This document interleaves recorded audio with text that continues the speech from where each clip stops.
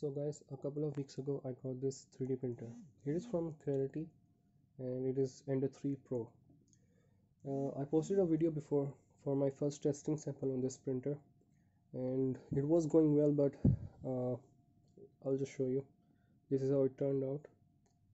The quality I think is pretty good for first. As you can see, there's no head of this cat. It is actually because my filament broke and I noticed it very late. And same thing happened with my second model, but there was also something new this time. The filament at this side did not stick to the bed.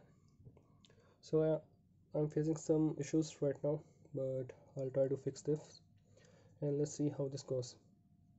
But I would totally recommend you guys to own a 3D printer and try out your own stuff. It's pretty much fun.